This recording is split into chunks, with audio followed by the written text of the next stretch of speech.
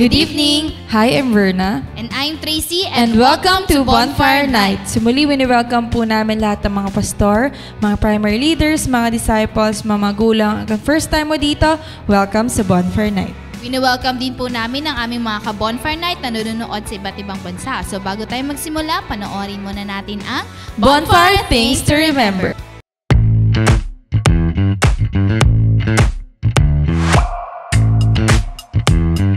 Here are your bonfire things to remember.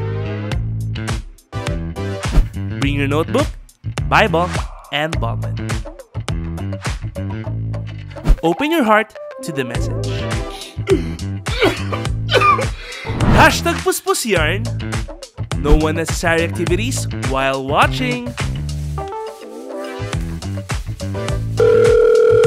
Hashtag multitasker. Wag ganon. Focus on the message through our speakers. No? Kasi kung makikita natin, ang gaganda ng promise. Ang gaganda ng Hashtag promise. focus ka lang. Invite and tag your friends. Be a blessing. Hashtag friendship goals. Engage by sharing your thoughts and leave comments below. Respond to the message and take action. Oh, huwag kalimutan mga ka-bonfire ha. Paalam!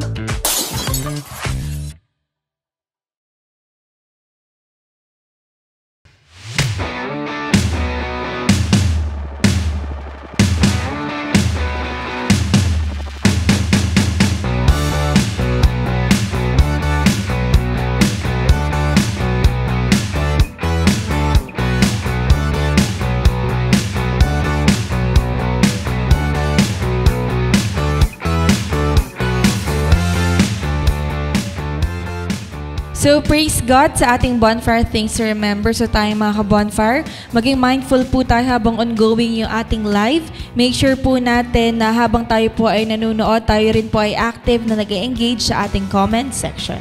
Amen to that. That's why let us all be excited. Kaya ni-encourage ko ang bawat isa na tayo po ay sama-samang tumayo at papurihan natin ang ating Panginoon together with our worship teams sa pamamagitan ng isang awit.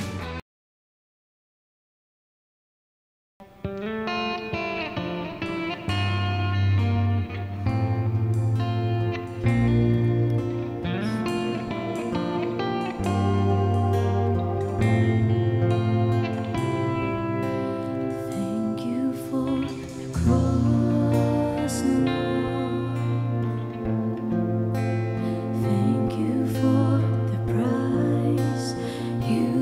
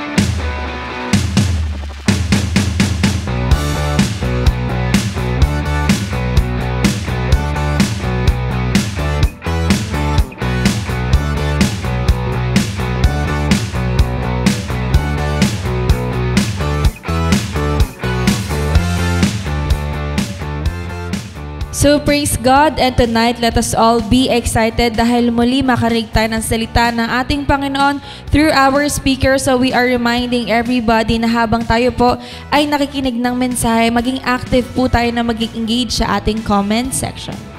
Amen to that. That's why let us ready our hearts and our minds sa message na mapapakinggan natin tonight.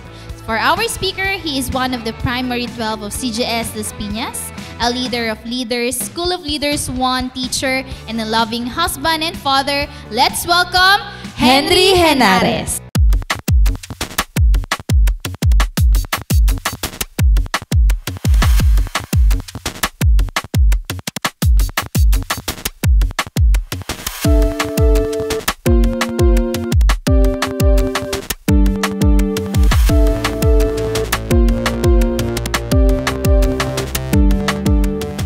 Magandang gabi mga ka-bonfire at welcome po sa ating gawain ngayong gabi at wina-welcome ko po sa gabing ito ang ating mga viewer. Una po sa lahat, wina-welcome ko ang ating mga pastor sa CGS Philippines headed by Pastor Rami and Pastora Adele. Gayon din yung mga pastors natin from different churches, and at the same time yung ating mga kapwa primary, kapwa cell leaders, mga attendees, mga kapatid natin na nasa iba't ibang bansa. Welcome po kayo ngayong gabi dito sa ating bonfire. At ganun din, wini-welcome ko rin po lahat po ng ating mga invites at the same time lahat ng mga disciples na nandito sa gawain na ito. So ngayong gabi po, ihanda po natin yung ating mga sarili sa ating gawain at maging excited po tayo upang pakinggan ang mensahe na ating maririnig ngayong gabi. At inaanyayahan ko po ang lahat na sama-sama po tayong manalangin. Dakilang Diyos na makapangyarihan sa lahat, pinupuri ka po namin, dinadakila sa aming mga buhay. Salamat sa oras na ito na pinagkaloob niyo po sa amin. Salamat sa iyong biyaya, salamat sa iyong walang hanggang pag-ibig, salamat sa iyong kadakilaan na laging nandyan para sa amin. Despite of our shortcomings, despite of our sins, O God, still pinapakita mo sa amin kung gaano kakabuti, Panginoon. Salamat, Lord, sa biyaya. Salamat sa pagsubok. Salamat sa iyong mga salita, Panginoon. At salamat dahil nariyan ka palagi sa buhay namin, O Diyos. Lord, i-prepare niyo po ang aming mga puso, ang aming mga isip, Panginoon, sa mga salita mo na amin pong maririnig sa gabing ito. At dalangin po namin, Panginoon, alisin niyo po lahat ng mga distraction. Alisin niyo po ang aming mga kaisipan na magbibigay sa amin ng hindrances upang mapakinggan namin ang iyong mga salita. Lord, I declare blessing upon us. Hawakan niyo po ang aming mga internet connection, O Lord, and ikaw po ang mapagpala sa gabing ito. Sa iyo ang kapurihan, Ama, sa dakilang pangalan ng iyong anak na si Jesus. Amen and amen. Okay, so welcome po muli sa ating gawain at lahat po ng mga invites. Welcome po kayo dito. At sa gabing ito, mga kapatid, inaanyayahan ko muli ang lahat na ihanda po lang natin yung ating mga sarili. No? So dapat wala po tayong mga distraction. And at the same time, focus po tayo sa ating mga mapapakinggan dahil mahalaga po yung bawat mensahe na atin pong maririnig sa gabing ito.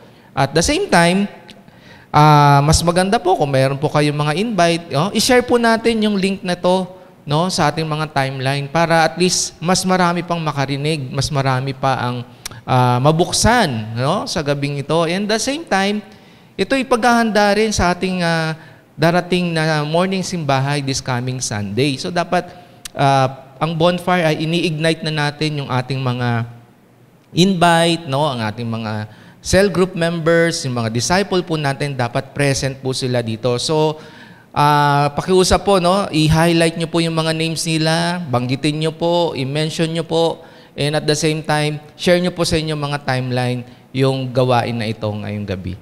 Okay, so umpisa po tayo, no? So sa oras na ito, mga kapatid, mahalaga na makita natin, no, na sa panahon ngayon, ang dami na po nangyayari sa paligid natin, di po ba?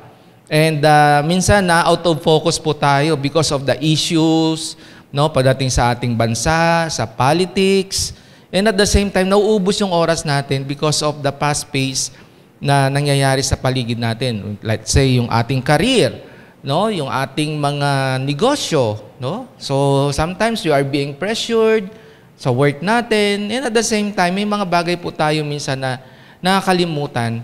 And minsan, or madalas, na tayo ay nai-stress. Amen po ba? So, sinong nai-stress po dito? Kasi may pressure. Okay? So, pero mahalaga din po na ang sarili natin, lagi natin din na-isolate. Isolation na ibig sabihin, dinahanap din po natin yung panahon o oras natin na magkaroon po tayo ng malalim na kasiyahan o kumbaga kapiling natin ang Diyos, no? Let's have a moment with the Lord. Wag yan po ang lagi nating dapat ginagawa sa buhay po natin. Mayroon kang moment with God.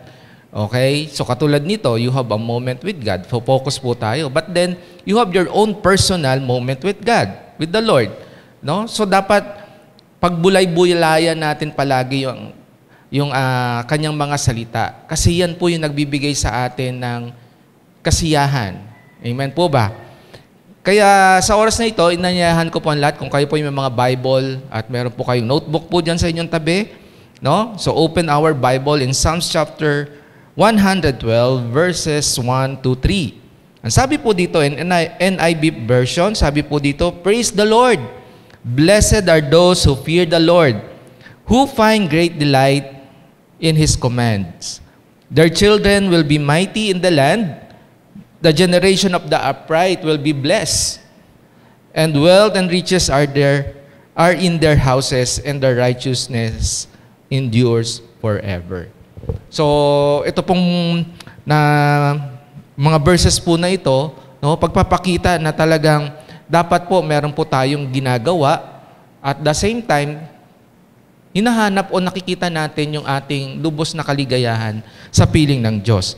So buksan naman po natin in a version ng Tagalog, no? Sa mga awit 112 verse 1 to 3. Sabi po dito, mapapalad ang tao na kay Yahweh ay gumagalang at taos-pusong sumusunod sa kanyang kautusan. Ang kanyang lipi magiging dakila, pati mga angkan niya ay may pagpapala.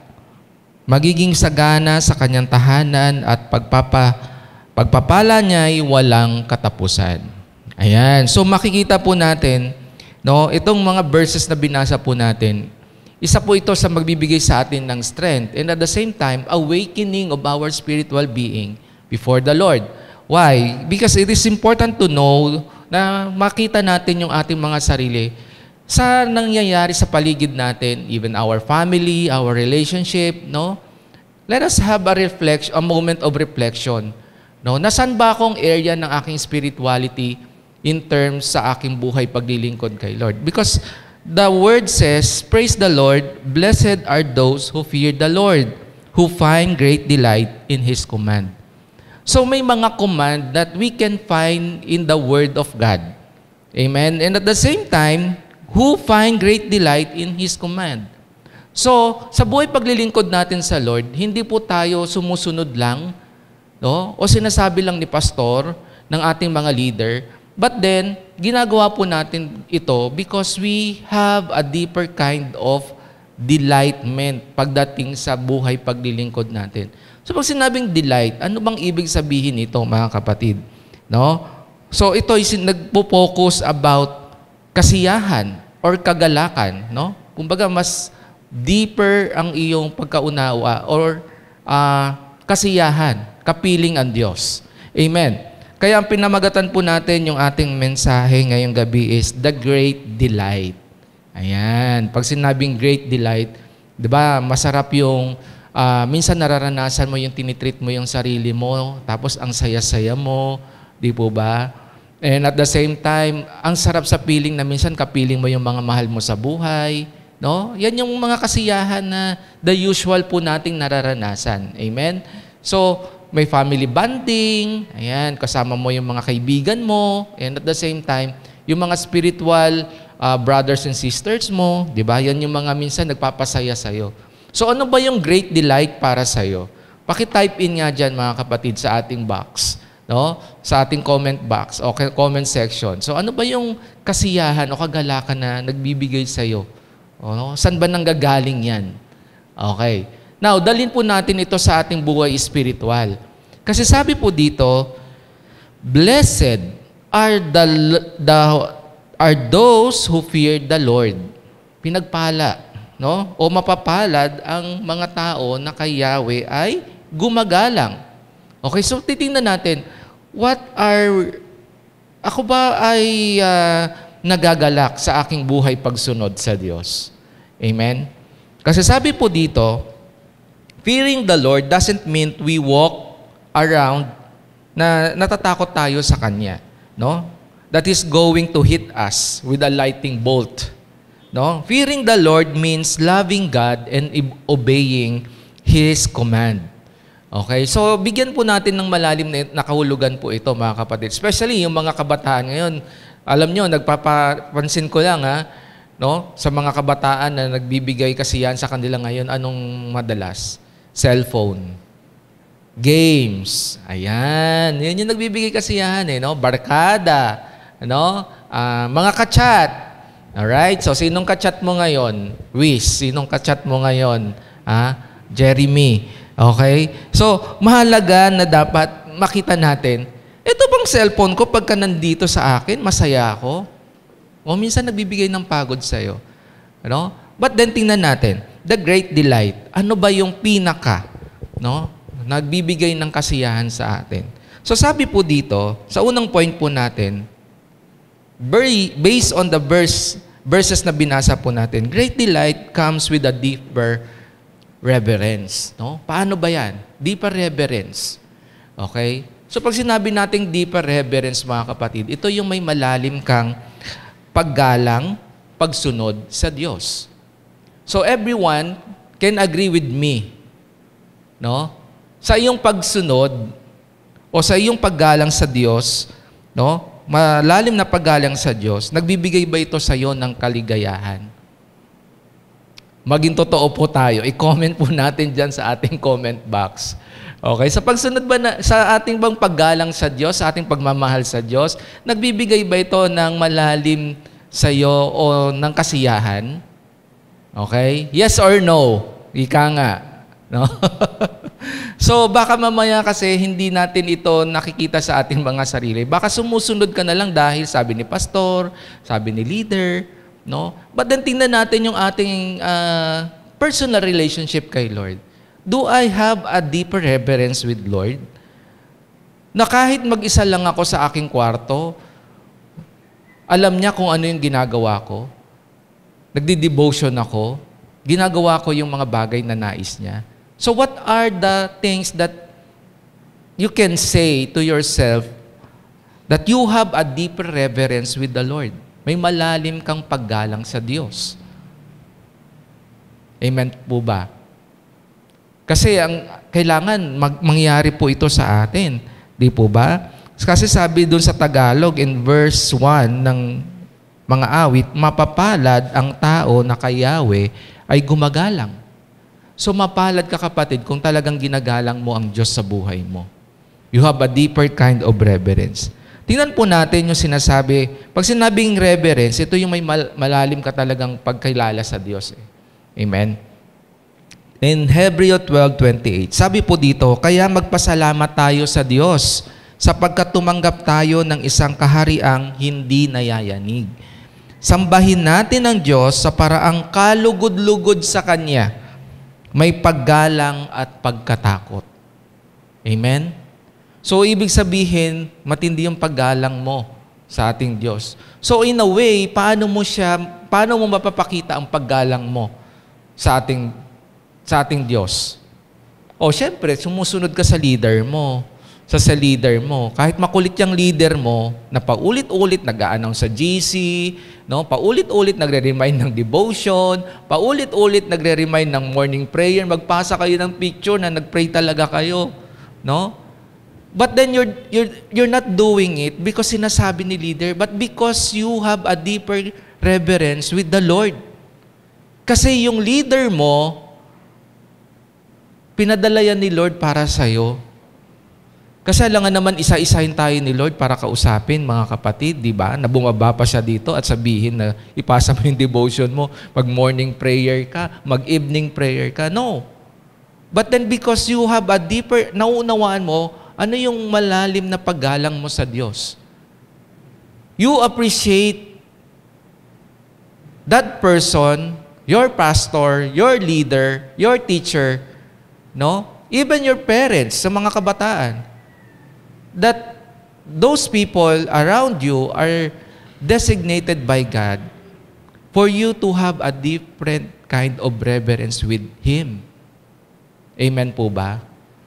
So sa galawan po natin dito sa discipleship, no, sa system po natin, mga kapatid, ang number one na ginugol po natin dito is to win people for the Lord.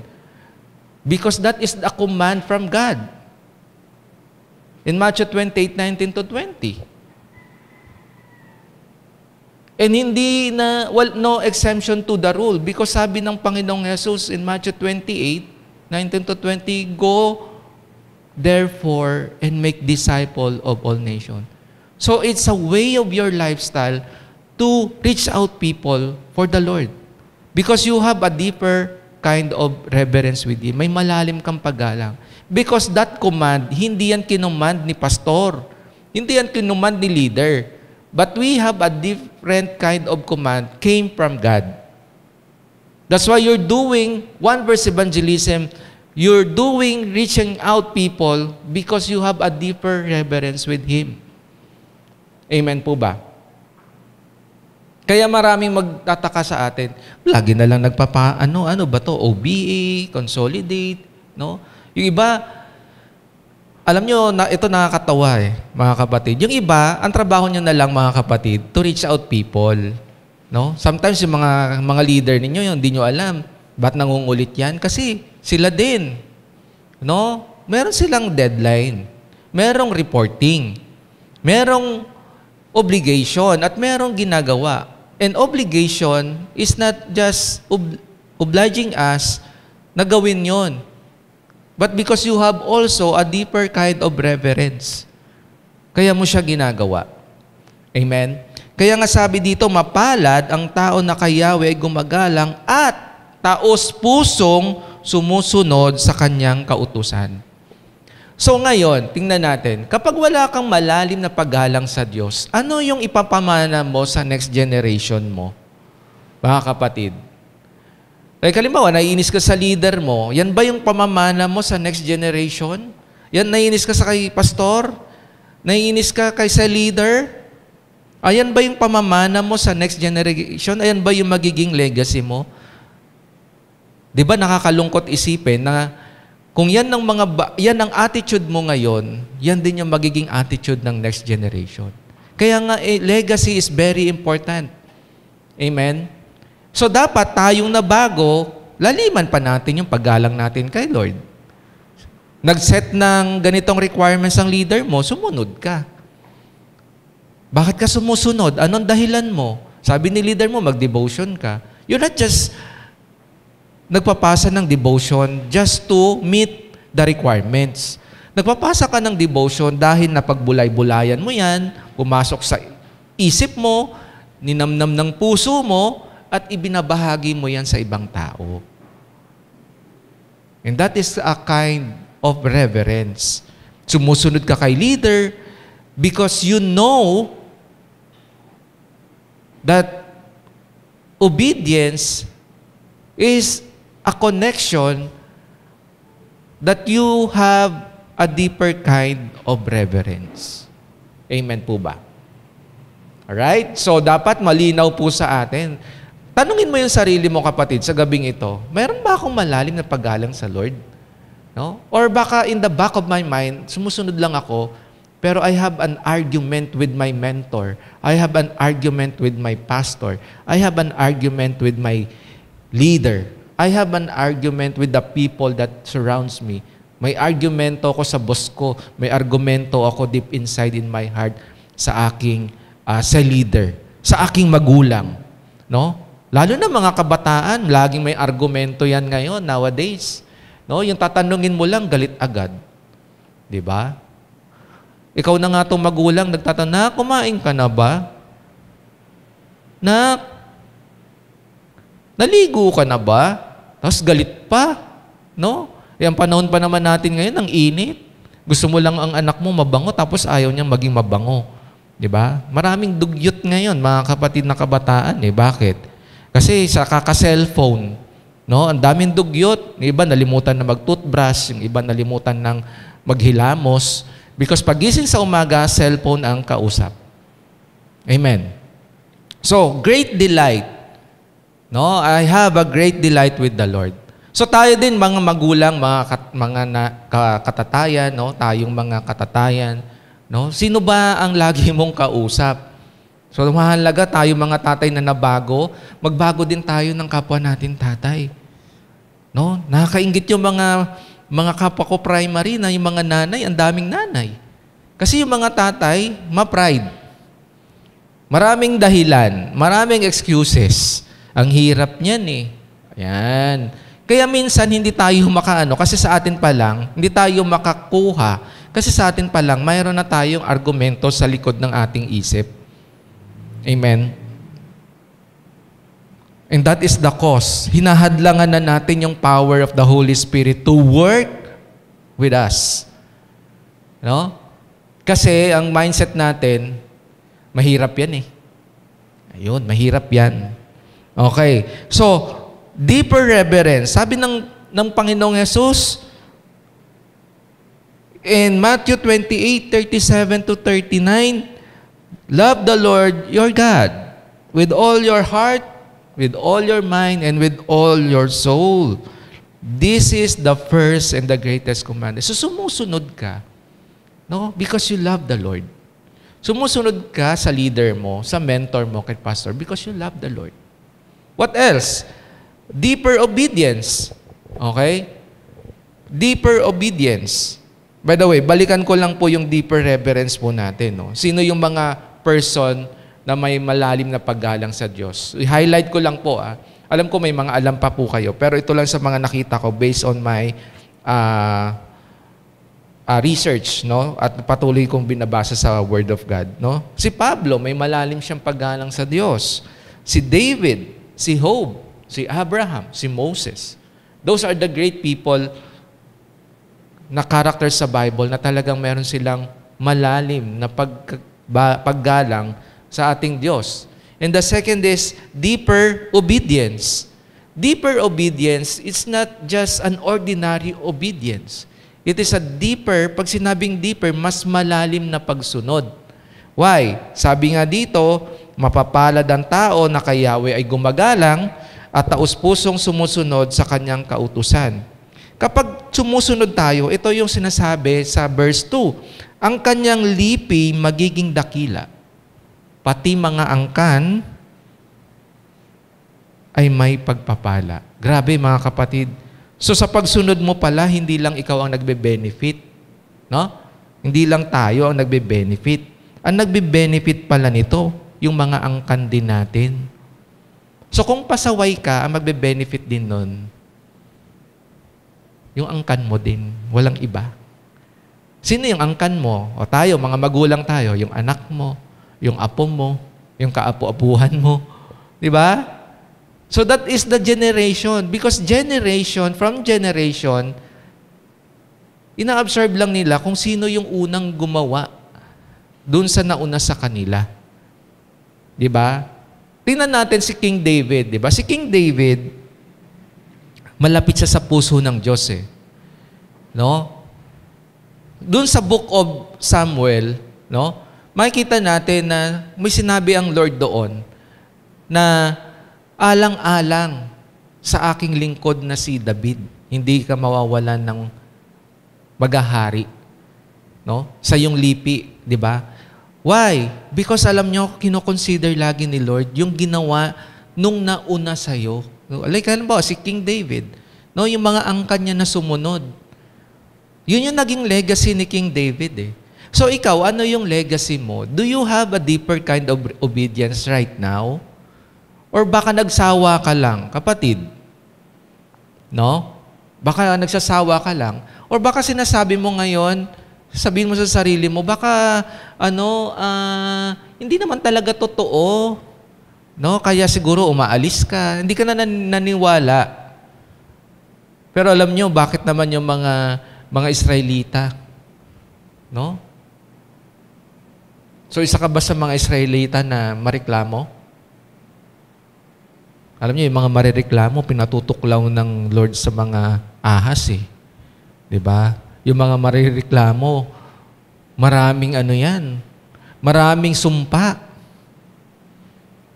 Pero yung mga masunurin, maraming pagpapala. Amen po ba? Okay? Yung mareklamo, maraming sumpa. Yung masunurin, puno ng pagpapala. Sa Bible po nagsabi po niyan, ang lipi magiging dakila, pati ang kan ay may pagpapala. In connection doon sa verse 1 ng Psalms 112, verse 1. Dahil mataos ang puso niyang pagsunod. Amen? Kaya ito yung nagiging causes na nakikita ko. Bakit yung iba hindi makasunod? Because they allowing themselves, no? O ourselves to have an argument. Kapag alam nyo, kapag meron ka kasing argumento na lagi mo sinasabi, mahirap yan, ayoko niyan, hindi ako komportable dyan, ayun, hindi ka talaga makakasabay, kapatid. Pero pag sinabi mong kaya ko yan sa tulong ng ating Panginoon, then you will be able to surpass what God,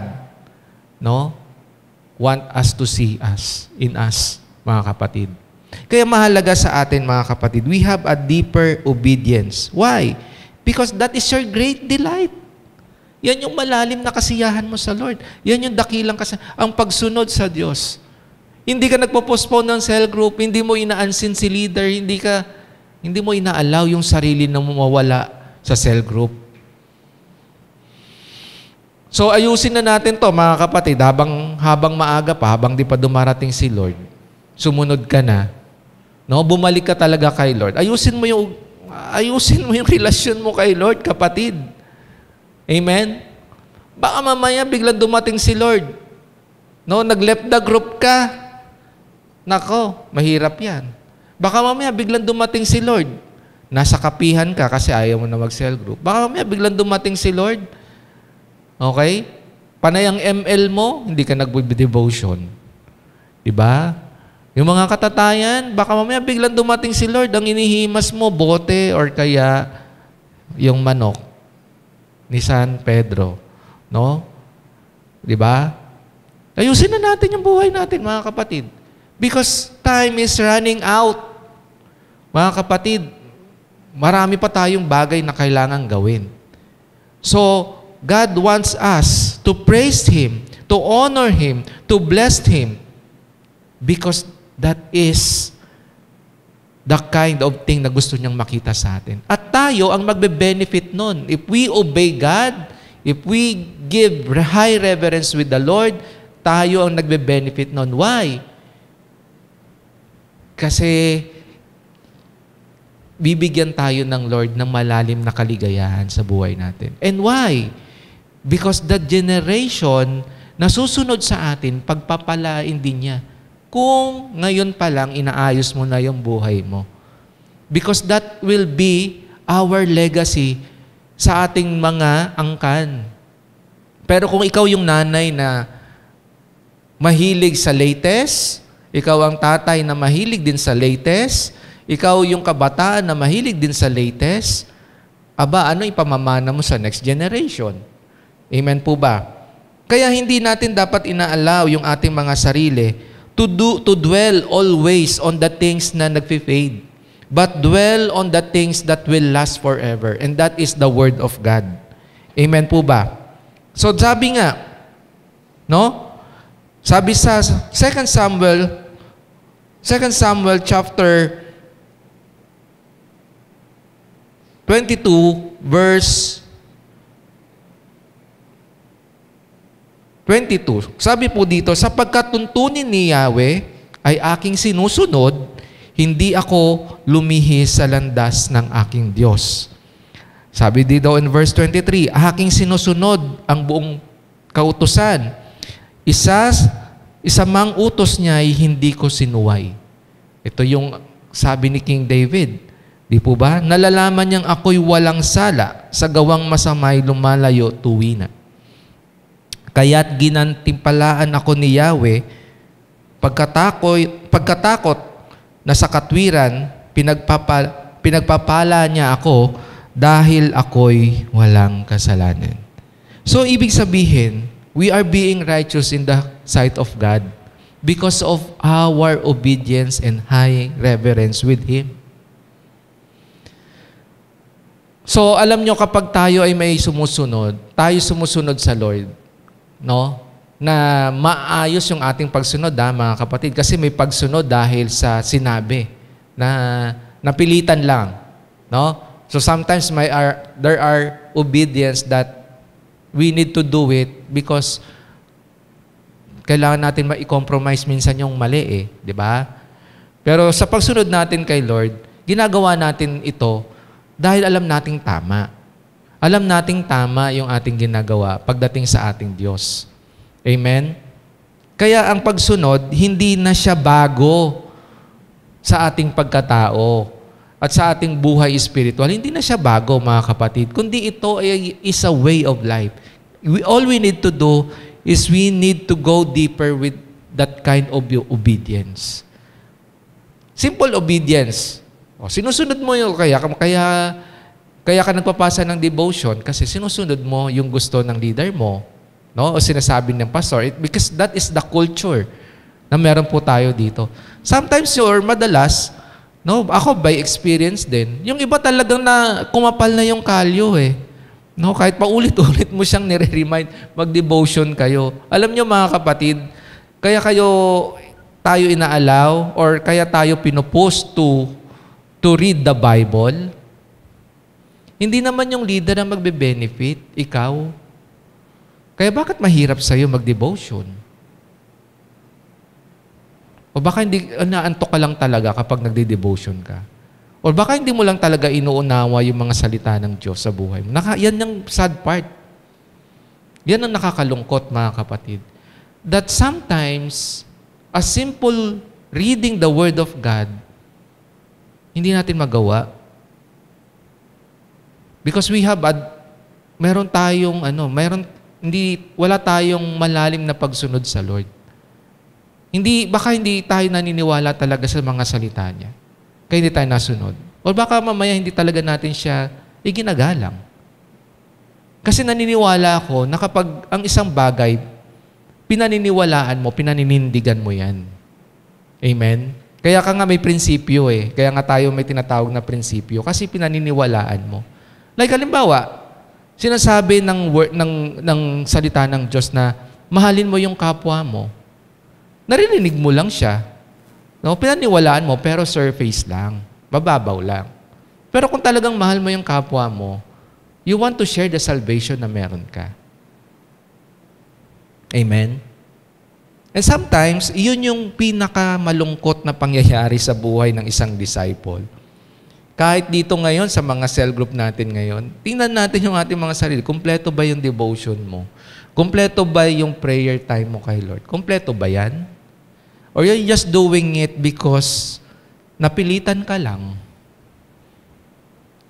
Kasi naniniwala ako na kapag ikaw ay sumusunod, may malalim kang kaligayahan. No? Nakikita mo yung kaligayahan na yan sa ating Diyos. Amen po ba? So next is deeper faith. Great delight comes with a deeper faith. Malalim na pananalig. No?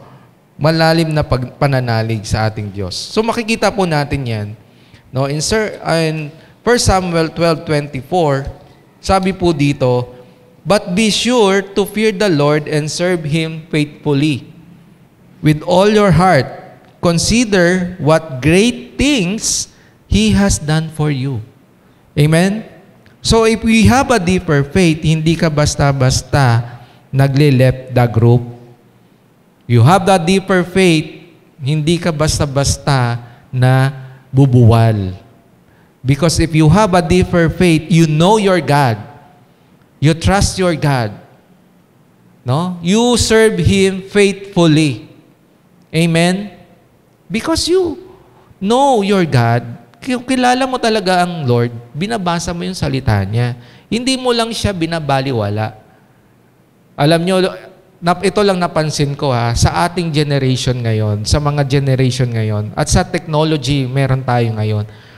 Si Lord talagang gumagawa siya ng way para wala tayong magiging katwiran sa Kanya. 2020, di po ba? That is the pandemic. Walang dahilan para hindi ka makapagsimbahay kasi may online.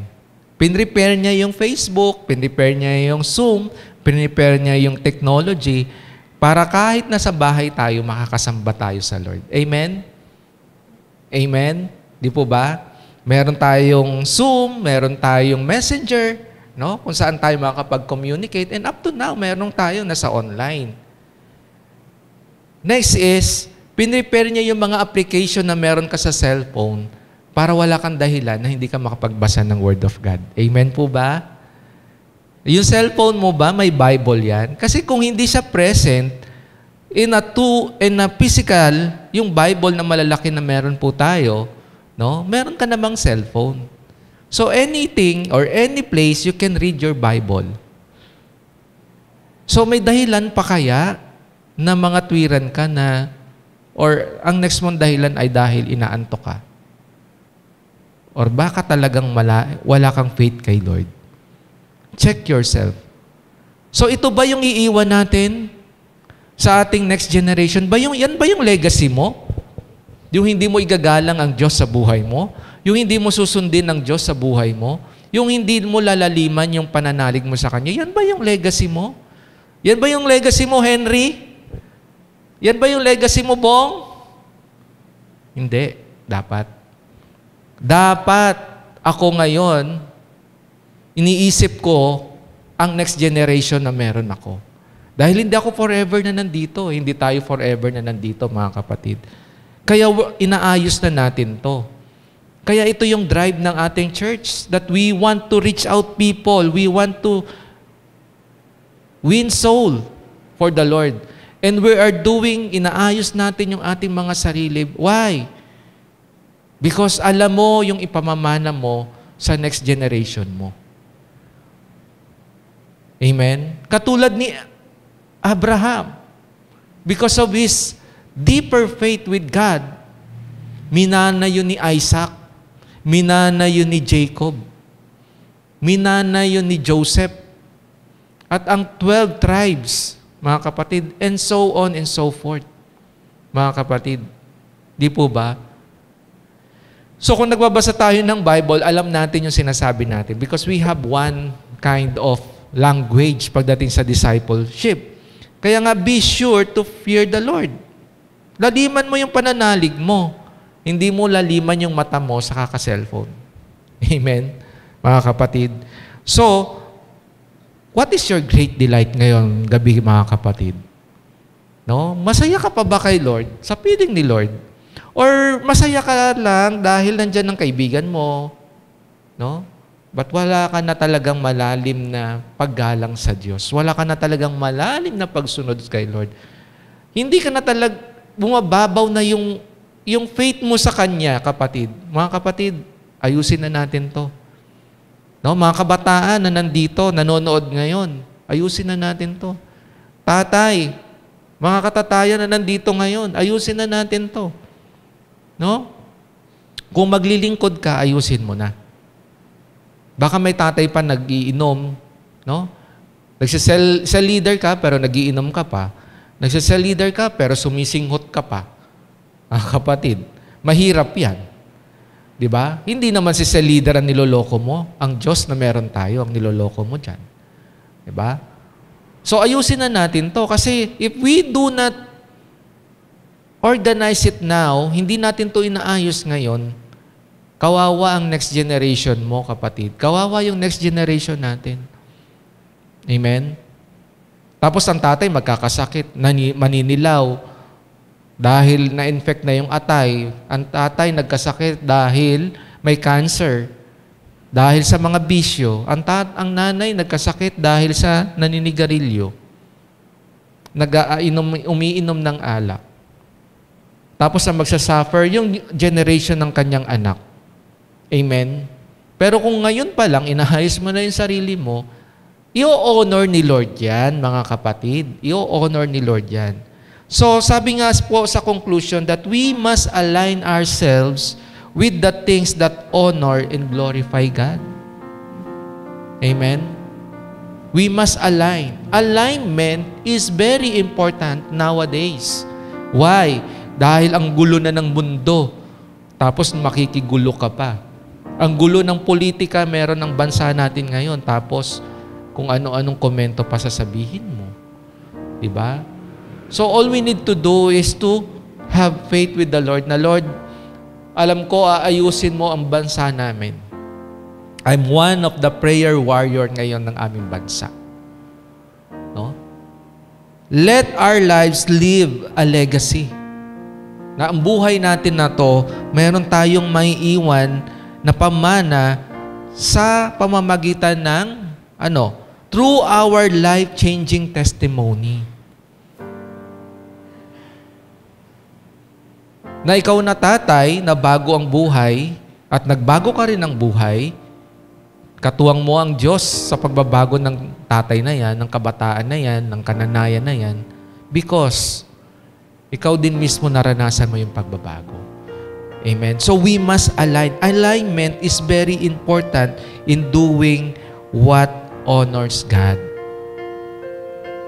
So kung naglilingkod tayo, totoohin na natin yung paglilingkod. Huwag tayo magpawarde-warde. Dahil niloloko lang natin yung ating mga sarili kung tayo po, hindi totoo tayo naglilingkod kay Lord. That's why ang ating kasiyahan, nasa piling ng Diyos. Nasa ating buhay paglilingkod, nasa ating paggalang sa Diyos, nasa ating pagsunod sa Diyos, at may malalim tayong pananalig sa Diyos. Amen po ba? So I hope ngayong gabi, mga kapatid, nabuksan tayo, na-awaken ng ating mga buhay, na hindi lamang ako ang magbe-benefit nito. Kung bakit kailangan kong may laliman pa yung paggalang ko sa Diyos, bakit kailangan kong laliman pa yung aking pagsunod, bakit kailangan kong laliman pa yung pananalig ko sa Diyos. Why? Because hindi lamang ako ang magbe-benefit nito. Malinaw na sinasabi, mga kapatid, na pati yung angkan mo. Kaya huwag ka maging makasarili, kapatid. Yung magiging susunod na angkan mo ang magbe-benefit nito. So, ayusin mo na. Ayusin na natin. Kasi sabi nga, in Awit 112 verse 2 and 3, ang kanyang lipi magiging dakila, pati ang mga angkan ay may pagpapala. Magiging sagana sa kanyang tahanan, pagpapala niya ay walang katapusan. Pagbulay-bulayan mo yan ngayong gabi, kapatid. So I must and we must align ourselves before the Lord. Amen to that. So I hope ngayong gabi, mga kapatid, having a great delight with the Lord, you are doing these things. Nakikita ito sa iyong buhay spiritual. Let us pray. Father God, marami pong salamat, O Diyos, sa iyong mga salita na nagbigay sa amin ng kalinawan, na awaken ang aming kamalayan, Panginoon.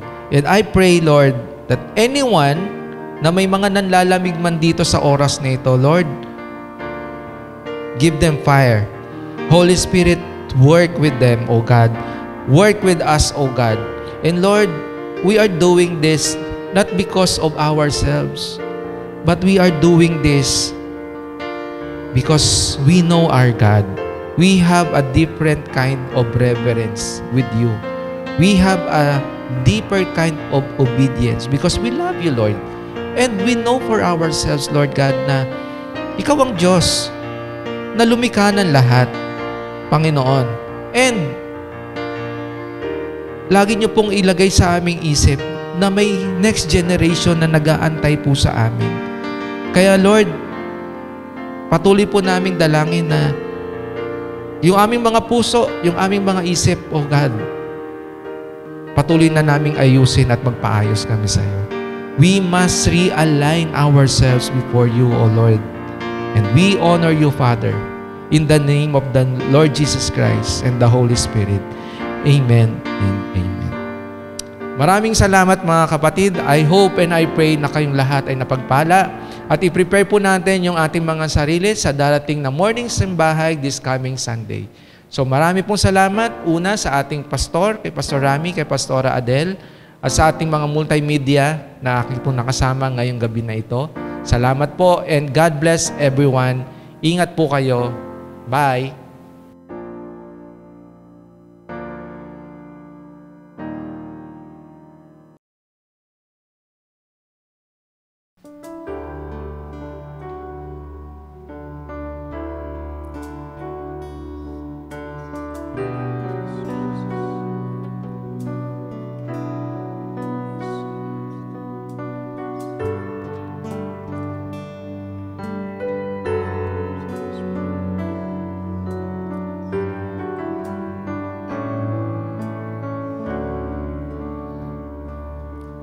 Ang krus ng Kalbaryo, ang siyang alaala ng pag-ibig mo.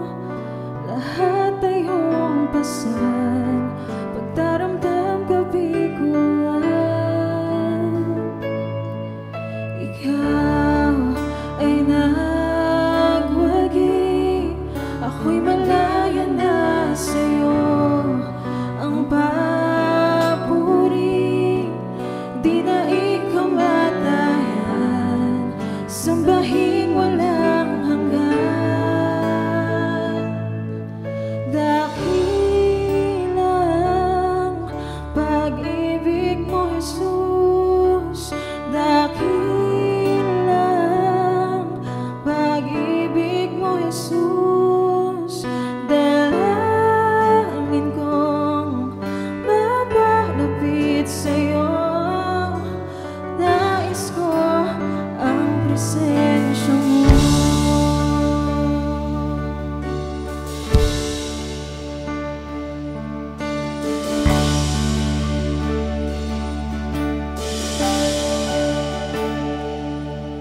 Ang krus ng Kalbaryo, ang siyang alaala ng pag-ibig mo. Lahat ay iyong pasan, pagdaramdam kabiguan. Ikaw ay nagwagi, ako'y malaya na sa'yo. Ang papuri, di na ikaw matayan, sambahin walang hanggan. Dakilang pag-ibig mo, Jesus. Dakilang pag-ibig mo, Jesus. Dalangin ko mapalapit sa'yo. Nais ko ay ikaw. Dakilang pag-ibig mo, Jesus. Dakilang pag-ibig mo, Jesus. Dalangin ko mapalapit sa'yo. Nais ko ang presensya mo.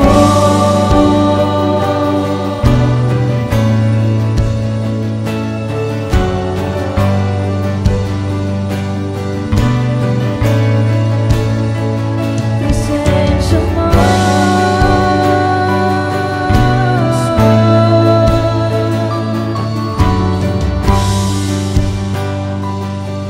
Jesus, nailakas ang ngalan mo, nailakas ang ngalan mo,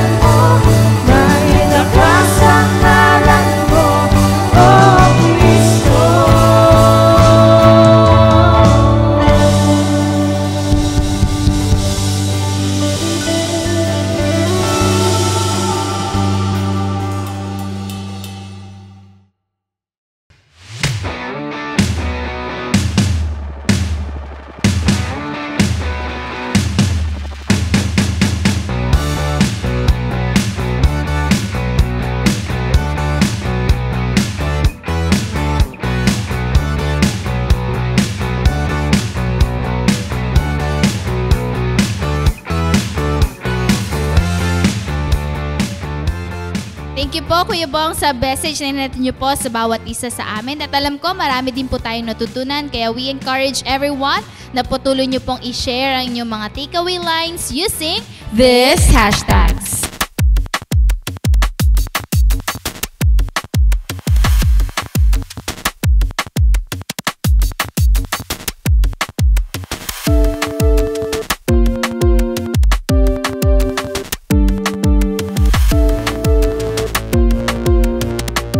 So praise God and salamat po sa lahat na nakasama namin tonight. So salamat po sa ating mga pastors, mga primary leaders po natin na gumobilize for Friday, sa ating mga leaders, sa mga disciples.